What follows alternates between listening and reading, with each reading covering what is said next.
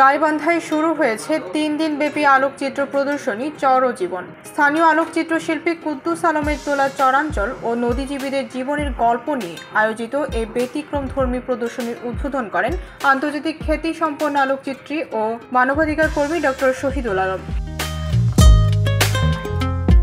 পৌর পার্কের বিজয়স্তম্ভ প্রাঙ্গণে শনিবার সকাল 11টায় আয়োজিত অনুষ্ঠানে উপস্থিত ছিলেন সৃজনশীল গাইবান্ধার উপদেষ্টা মুহাম্মদ আবুল হোসেন মৃধা, গণমাধ্যম ব্যক্তিত্ব মোস্তফা সবুজ এবং সাংস্কৃতিক ব্যক্তিত্ব অধ্যাপক জহুরুল কাইয়ুম।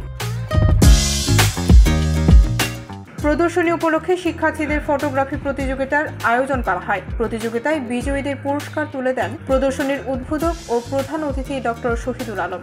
প্রদর্শনীতে কুদ্দুস আলমের তোলা নদীজীবী ও চরাঞ্চলের মানুষের যাপিত জীবনের ১.৫ শতাধিক ছবি স্থান পায়।